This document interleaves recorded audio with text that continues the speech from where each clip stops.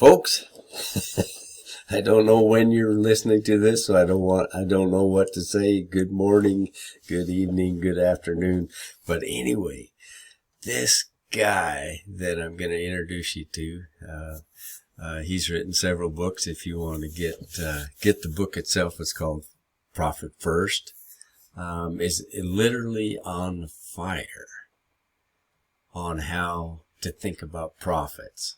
And sometimes we think of profits as a dirty word, but we can't actually build a business. We can't actually take care of our families. We can't actually take care of our communities and think about other people if we're not actually focused on the idea of actually having some excess so that we can give it away, if nothing else, or we can put more into the business and build something that's better, maybe bigger, more efficient, and those kinds of things. So thinking of profits is something that if we're going to have our own business, and even if you're not in business and you're working for somebody else, having that mentality as an employee is exceptional.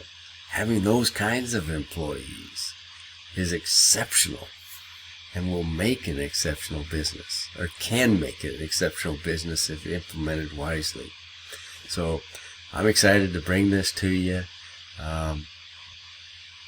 I can't always articulate some of this as well as some others, and I choose to bring them in as so-called guest speakers in this format. And I hope you enjoy Mike as he speaks through this podcast, through the lesson that we have for this week, and you get excited about profits because of what you can actually do with those things. And a business can't be built without them. So they're an ingredient. The perspective that profits must be, and to think about this. Many of you, maybe, if you're in the farm and ranch records class, maybe I'm sure you're going to look at a profit and loss statement, and actually, profits can be thought of as an expense. And once we implemented this in our businesses many years ago, and just even starting very small. And just saying, hey, listen, we're setting aside 1% of all gross revenues aside. And it seems like just a tiny amount, but you turn around and after a year or two, and you've also made some adjustments like, well, if I can do 1%, I can certainly do 2%. And after you have you save back 2%, you go, I didn't even know that I was taking that out automatically. And you go, I can double that. And it builds from that.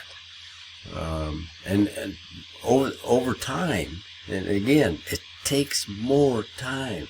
It takes 20 years to become an overnight success. But over 10 years, and you're implementing this process of profits being an expense, all of a sudden, you turn around after being involved in a business and you're 20% profit. And if you're in agriculture, 20% is huge. Most agricultural operations have a bottom line of 1.5% to 2%, to 3 to 4% maybe.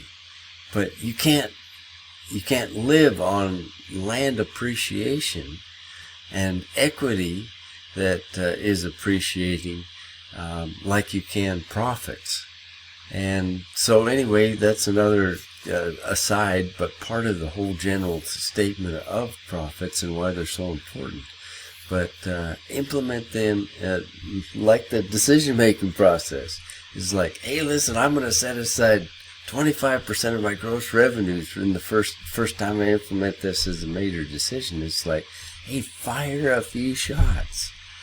A few out of your pistol, your little 22, and 1-2%, and just set it aside. And you can't touch that. There's no way you're going to touch that. It's profit. It's an expense. You don't even think about it in the beginning. After you get that up and build it, then you can start using it to actually transform your business, transform your life, transform the lives of people that you're actually affecting. So profits, very important concept in a business. And this is a general concept, so it can be used and implemented in any business. So good luck with that. Let me know if you have any questions. I always like to discuss this thing, and I hope you have fun with it. It's exciting when you really delve into it and you're working on your own projects, your own business. And as many of you have shared, you are directly involved in business. So I'm excited for you. I always like to hear from you. Thank you.